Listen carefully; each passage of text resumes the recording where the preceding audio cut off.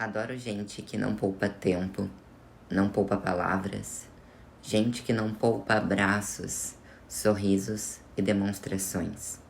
Cafona mesmo é quem guarda tudo isso para si, esconde 90% de quem é, por medo de o outro não ser.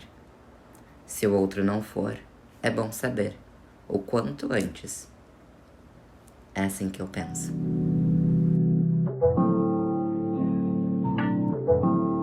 Olá, minhas deusas! Vocês sabem que muitos dos podcasts que vocês encontram por aqui, eles são intuitivos. Então este é mais um podcast intuitivo aqui deste canal, desse programa aqui, desse nosso momento de despertar.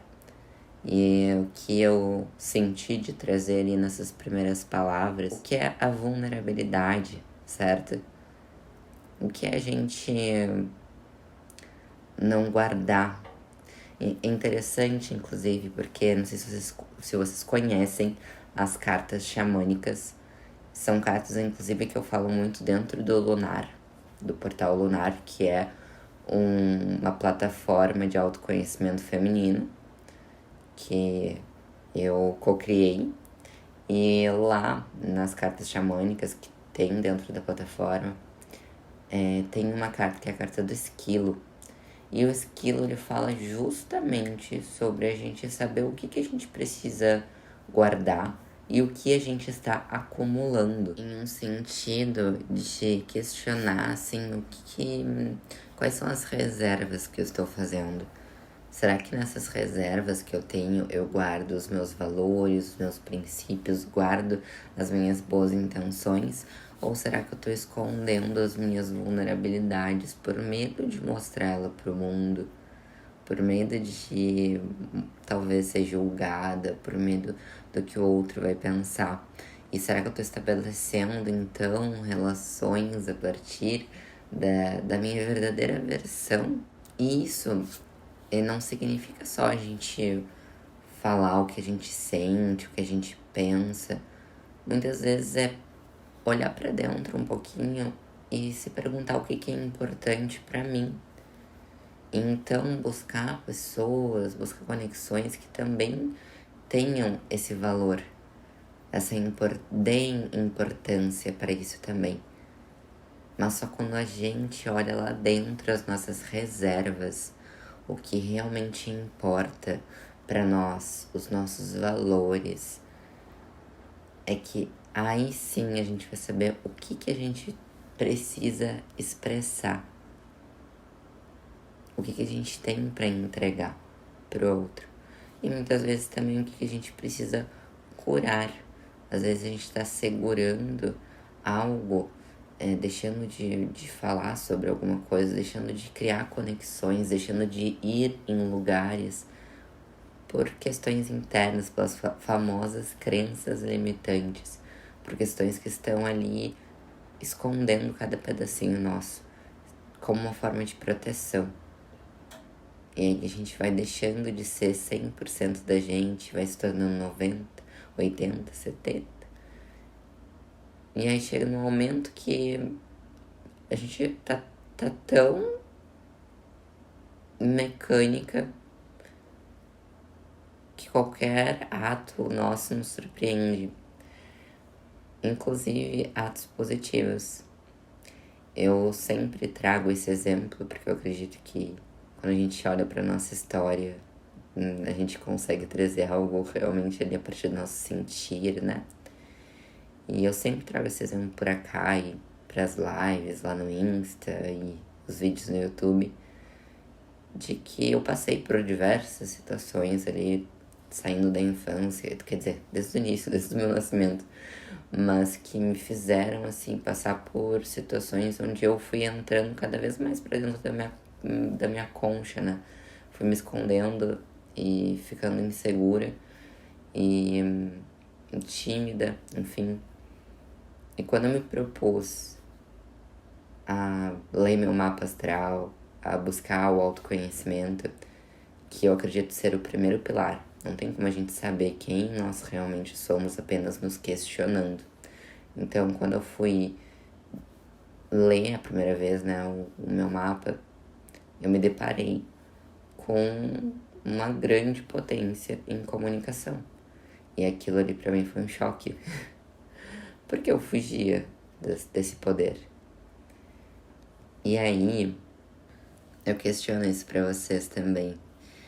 O quanto a gente foge desses poderes. E os poderes não é, uma coisa assim, enorme. Às vezes a gente a gente engrandece eles na nossa mente, os talentos, os poderes, enfim, como se fosse algo, tivesse que ser algo gigantesco. Às vezes é a tua forma de ver o mundo, tua percepção analítica sobre algo. Mas até aquele momento, eu escondia muito isso. E quando eu descobri que tinha esse potencial de comunicação, então eu tive que passar por um processo de desconstrução, reconstrução, que cada dia é um pouquinho mais. Cada dia a gente se depara com algo novo. Eu digo que assim, e vê se tu concorda comigo. O autoconhecimento, quando a gente entra no autoconhecimento, a gente começa a entender sobre esse lado mais profundo da vida, do nosso propósito de estar aqui, evoluindo.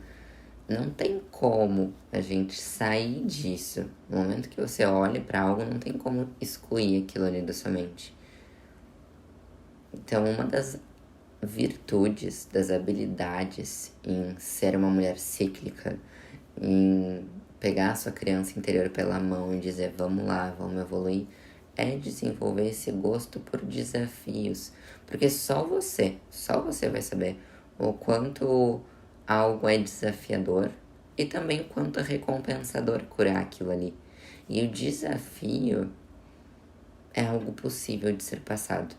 Agora, o difícil já dá até uma preguicinha só de falar. Então, a gente precisa desenvolver essa virtude para que o autoconhecimento, para que a vida, né? Então, principalmente se você está ouvindo esse podcast, para que a vida seja mais fluida, para que a gente consiga lidar com situações sem sentir que dói tanto. Enfim. A partir daquele momento, então, eu me dispus a curar o que tivesse que ser curado para eu poder não ter medo desse potencial interno. E aí eu me vi dentro de situações onde antigamente eu ficaria muito tímida, ou talvez eu nem iria para essas situações, por exemplo, fazer uma apresentação na frente de muitas pessoas, ou conhecer pessoas novas, sendo que eu não vou para um lugar assim que não tem ninguém que eu conheça. Então são situações que antes eu fugia, porque eu tava ali guardando as minhas vulnerabilidades, escondendo vários pedacinhos meus. Claro, muitas vezes é porque a gente não conhece eles. E por isso é muito importante todo dia a gente parar um pouquinho, se observar, se entender, buscar nas ferramentas de autoconhecimento saber mais sobre nós. Então, mapa astral, mapa de numerologia, o ciclo menstrual, tudo isso. Tudo isso nos traz a estrutura para que a gente não fique se questionando o vento, perguntando pro vento as nossas questões. Então, isso foi muito importante para poder descobrir qual parte de mim eu não estava expressando.